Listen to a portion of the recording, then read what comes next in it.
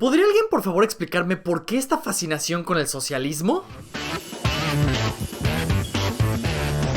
Pues la semana pasada tuvimos otro debate demócrata y poco a poco se empiezan a ver quiénes son los que van a estar realmente contendiendo por esa posición de el candidato demócrata para la presidencia. Y todas las indicaciones empiezan a apuntar a que va a ser Bernie Sanders. Por supuesto que esto es obviamente muy prematuro porque acabamos apenas de terminar la primera de las elecciones primarias y todavía quedan otros 49 estados que tienen que decidir por quién van a votar, pero aún así todas las indicaciones empiezan a apuntar a Bernie Sanders. Sobre todo porque la alternativa que durante mucho tiempo habíamos estado manejando era Joe Biden, que era una persona que poco a poco se empieza a ver más y más y más débil en todas las encuestas. Simplemente en Iowa terminó en cuarto lugar por detrás de Bernie Sanders, Pete Buttigieg, Elizabeth Warren y después quedó Joe Biden muy cerca de Amy Klobuchar. Tal vez en este momento, después de todo lo que fue el impeachment y todo lo que pasó, la gente empezó tal vez a decir, pues Joe Biden no es la inocente palomita que nos estaban pintando y tal vez efectivamente hay algo extraño ahí. Sin embargo, el hecho de que Bernie Sanders sea el elegido por el Partido Demócrata es algo bastante preocupante porque eso significa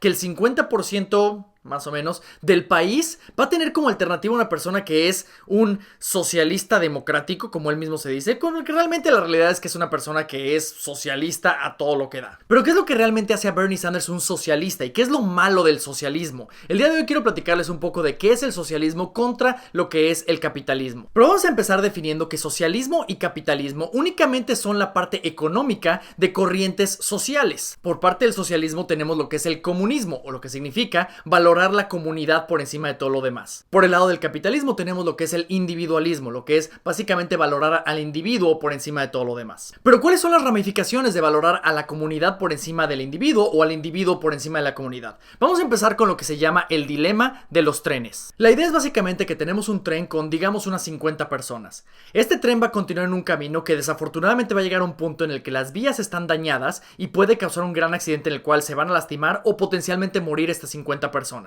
Sin embargo, hay una alternativa. Podemos desviar el tren hacia unas vías que ya no se utilizan. El problema es que al final de esas vías, donde se terminan estas vías, hay una comunidad de casas que se empezaron a construir y el tren se tendría que salir de estas vías y potencialmente salir hacia estas casas, lastimando a la primera familia que vive en la primera casa. La parte del dilema viene cuando tú vas a tomar la decisión de si desvías al tren, potencialmente salvando a esas 50 personas, pero condenando a estas 4 personas de esta familia a morir, o si mantienes que el tren continúe en la misma vía en la que estaba, potencialmente condenando ahora a 50 personas a lastimarse o morir en esta situación. Hay diferentes formas en las que podríamos intentar atacar este problema. Sin embargo, yo voy a definirlo en base a si debemos a valorar más a la comunidad, o sea, al tren que viene con 50 personas, o al individuo, en este caso, a esta pequeña familia con 4 personas. Si somos personas que valoramos a la comunidad por encima del individuo, podríamos decir que la respuesta es bastante sencilla. 4 personas son menos que 50, tenemos que sacrificar a algunas personas por salvar a la mayoría. Entonces la decisión está tomada hacia ese lado. Por otro lado, si estamos valorando más al individuo, en este caso a esta familia de 4 personas por encima de la comunidad, podríamos argumentar que estas 50 personas que subieron al tren, pues ellos tomaron una decisión consciente de subirse a un tren donde habían ciertos riesgos. Uno de esos riesgos ser el hecho de estar involucrados en un accidente que podría potencialmente lastimarlos o terminar la vida de alguien en una situación muy desafortunada, aunque sea una probabilidad muy baja. Por otro lado, esta familia que construyó su casa aquí no tomaron una decisión en base a ese riesgo, porque a ellos les dijeron que al final de estas vías del tren ya no había nada y que ellos habían un espacio suficiente para poder construir su casa, que iba a ser algo seguro y que no era un problema porque estas vías del tren ya tenían muchos años que no se utilizaban y nunca se iban a volver a utilizar tampoco. Esto obviamente es bastante más extremo, ¿verdad? Porque estamos hablando de la vida de personas, ya sea una persona contra la vida de 10, 20, 30, 50 personas o las que sean. Estamos hablando de algo bastante más extremo. Sin embargo, seguimos hablando de lo mismo. Estamos hablando del valorar al individuo, ya sea hasta 1, 2 o 3 o 4 personas, por encima de la comunidad, o a la comunidad por encima de estas personas, diciendo la vida de estas 4 personas pues no valen más que la vida de estas 50 personas. La comunidad es más importante, aunque tengamos que sacrificar unos cuantos, todo lo hacemos por el bien de que avance la comunidad y continúe. Ahora, la parte interesante de todo esto es que si lo pusiéramos a una votación, por supuesto que estas 50 personas dirían, no, aquí la situación es que nos tenemos que salvar nosotros, mientras que las otras 4 dirán, no, nos tenemos que salvar nosotros definitivamente, esto no es una situación de votación. Y si estamos hablando de 50 contra 4, pues desafortunadamente las masas van a ganar en esa situación. Y es una de las cosas que muchas personas han indicado como algo que puede ser negativo en base a la democracia. Porque cuando una persona puede darse cuenta de que pueden votar por básicamente darse cosas, regalarse cosas, por quitarle cosas a los demás, entonces se vuelve algo completamente inmoral. Y es por eso que es importante que como sociedad tengamos ciertas reglas, ciertos derechos, ciertas libertades que están protegidas sin importar otras cosas,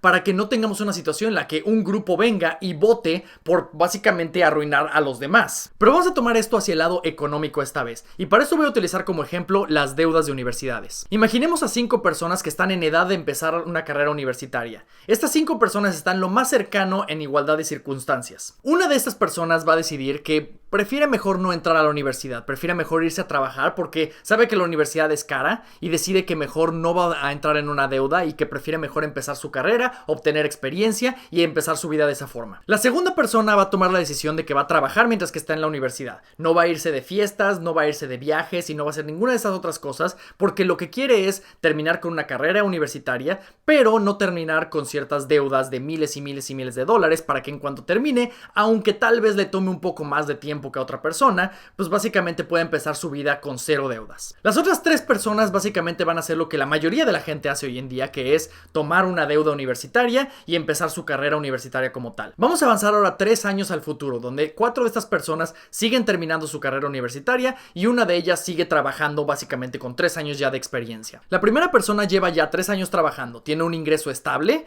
no tiene ninguna deuda y pues básicamente continúa su vida en el que va a seguir creciendo poco a poco en su trabajo más y más. La segunda persona que sí está en la universidad pero que está ahorrando poco a poco y que está trabajando al mismo tiempo, tal vez no va al mismo ritmo que las otras 3 personas porque pues tiene que tomar menos créditos cada semestre, sin embargo continúa con una carrera universitaria en la cual no tiene ninguna deuda y está tal vez en un buen plan para graduarse en los siguientes 2 años pero terminar sin ninguna deuda. Y las otras 3 personas van en su carrera universitaria, están avanzando bien pero están empezando a acumular ciertos miles de dólares en esta deuda universitaria. Vamos a avanzar otros 3 años más. Ahora ya todo el mundo terminó la universidad. La persona número 1 ya tiene 6 años trabajando y tiene cierta posición, tiene cierto ingreso y demás cosas. La segunda persona finalmente terminó la universidad, no tiene ninguna deuda y está empezando a buscar su primer trabajo. Las otras 3 personas potencialmente ya llevan 1 año tal vez o 2 años ya trabajando después de que salieron de la universidad y están encontrando de qué manera pueden pagar la deuda que tienen universitaria. Y es en este momento que muchas personas empiezan a decir, bueno, tal vez es momento de comprar un coche, comprar una casa, empezar una familia y demás obligaciones financieras que pues básicamente les van a costar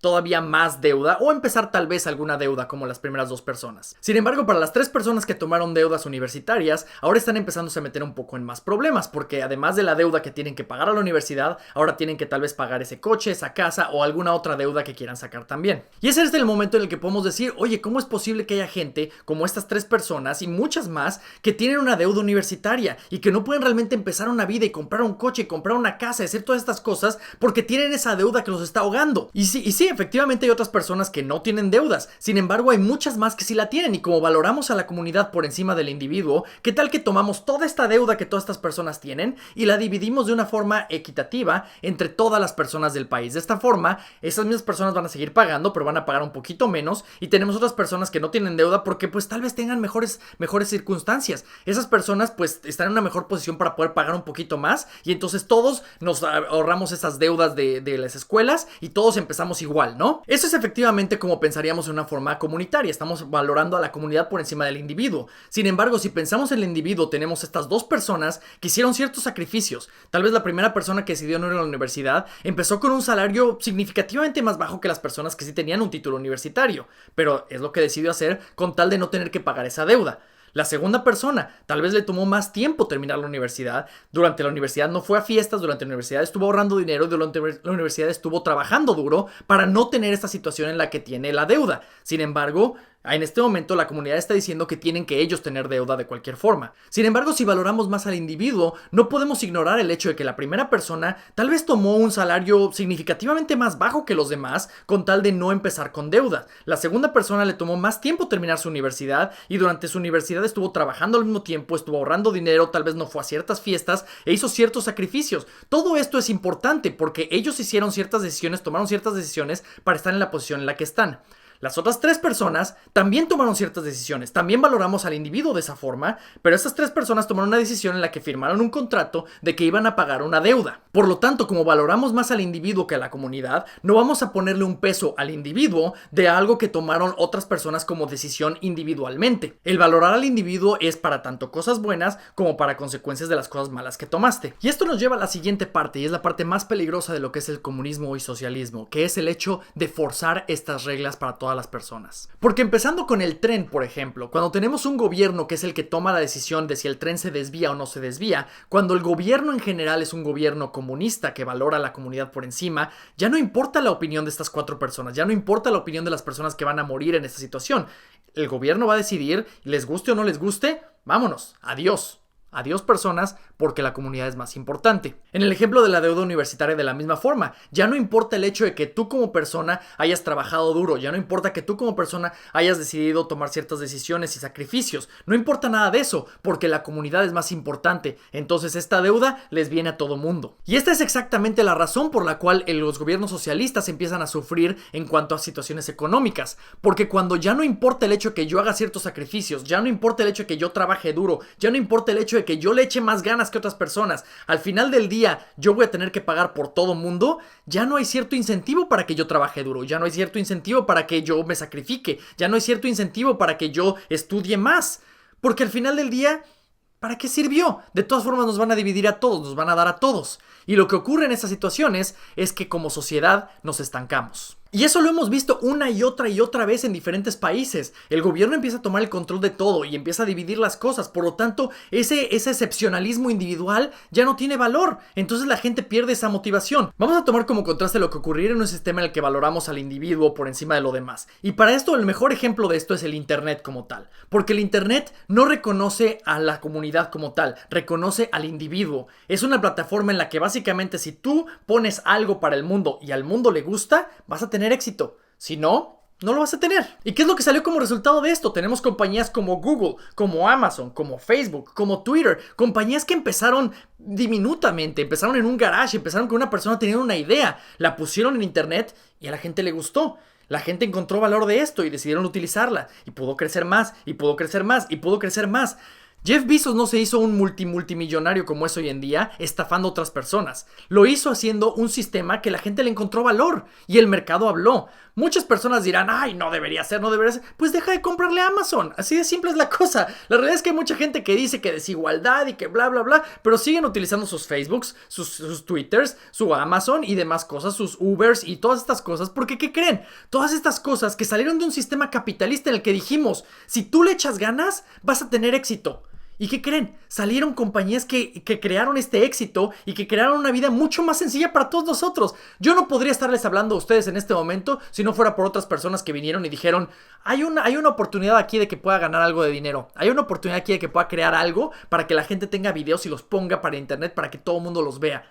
Y gracias a eso aquí estamos. Y este sistema basado en este individualismo empezó a transformar otras áreas de la vida, como por ejemplo los medios de comunicación. La televisión, el radio, los periódicos eran controlados por 4, 5, 6 personas en todo el mundo básicamente, y nadie podía decirles que no. Ellos decidían qué noticia salía, qué noticia no salía, y básicamente podían controlar hasta quién era el presidente de cada país. Y en eso llegaron las redes sociales y el internet y otras cosas, y empezaron a decir, no, todos tenemos una voz y a mí no me gusta lo que tú estás diciendo, por lo tanto yo voy a tener mi propio noticiero por internet y no hay nada que puedas hacer al respecto. ¿Y qué creen? De nuevo, la gente, el mercado dijo, ok, me agrada más esto, no voy a escucharte a ti, voy a escucharte a ti. Ahora, tal vez en este momento algunos de ustedes dirán, bueno, sí es muy bueno esto del individuo y todo esto, pero ¿qué pasa con estas personas que realmente están sufriendo? Estas personas que no tienen dinero, estas personas que están en extrema pobreza. Si estamos valorando al individuo, si estamos valorando al Jeff Bezos, al Mark Zuckerberg, a todas estas personas que tienen múltiples millones, ¿no estaríamos al mismo tiempo ignorando a todas estas personas que realmente están en pobreza extrema? Y la respuesta a esto es muy simple. Esta misma sociedad, este mismo conjunto de individuos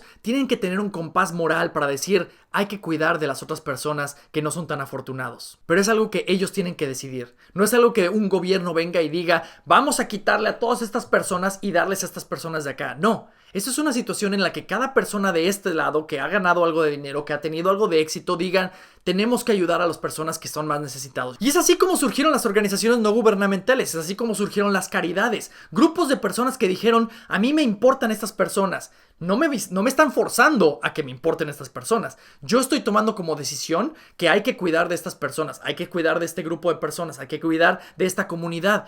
Y si hay otras personas que les importa esta misma misión, que me den dinero y yo me encargo de arreglar el problema. El capitalismo no ignora a los pobres. El capitalismo te pregunta a ti: ¿te importan suficiente los pobres como para que tú hagas algo al respecto? Pero en una situación comunista, muchas personas esperan que el gobierno tome esas riendas y entonces ellos arreglen el problema. Sin embargo, el gobierno no produce nada, el gobierno no vende nada. La única forma en la que el gobierno obtenga ciertos fondos y obtenga dinero es tomando de impuestos, tomando de los demás. Por lo tanto, para que el gobierno pueda hacer estas cosas, tiene que forzar a otras personas a: tú dame dinero, tú dame dinero, tú dame dinero, y si no me lo das, te lo voy a quitar a la fuerza, lo cual llamamos impuestos. Y es por eso que, en mi opinión, la caridad no tiene que venir del gobierno. Esas redes sociales no como social networks, sino redes sociales como redes de seguridad social, no tienen que ser construidas por el gobierno, tienen que ser construidas por nosotros como comunidad, tienen que ser construidas por esas organizaciones que se encargan de proteger a los más débiles y a los más vulnerables. Y si estas personas no están haciendo bien su trabajo, ya saldrá alguien más que lo pueda hacer, alguien más a quien entonces le daremos dinero, y por lo tanto empieza a haber competencia entre organizaciones no gubernamentales a ver quién hace mejor el trabajo de sacar de pobreza a este grupo de personas. ¿No es maravilloso? Y todo es en base a valorar al individuo, no valorar a la comunidad. Darle poder al individuo y decirle: tú haces algo, vas a ser remunerado. Tú haces algo y voy a encargarme de proteger que nadie te quite lo que tú te ganaste. Entonces enfoquémonos en tener un gobierno que nos valore individualmente, que sepa que cada uno de nosotros tenemos potencial y podemos hacer muchas cosas. Que no nos tome como simplemente uno de la manada. Que cada uno de nosotros tengamos potencial, que cada uno de nosotros valemos la pena. Porque sí, si queremos hacer algo, podemos hacerlo. Y bueno, eso es todo lo que tengo para ustedes el día de hoy. Si les gustó el programa, pongan el pulgar para arriba, compártanlos también con sus amigos, y si tienen algún comentario, pongan los comentarios aquí abajo. También pueden seguirme por redes sociales, yo soy JJ Galvez, por TikTok, Instagram o Twitter. Pueden seguirme por allá, mandarme algún mensaje. Y si no se han inscrito al canal, denle suscribirse y denle también la campanita para que les avise que hay un nuevo programa. Y si ustedes prefieren escuchar nada más el audio y no tener el audio y el video al mismo tiempo, pueden encontrarnos en iTunes Podcast o cualquier otra aplicación que ustedes utilicen para escuchar podcasts. Espero que todos pasen un excelente día. Yo soy JJ Galvez y esto fue Gancho Derecho.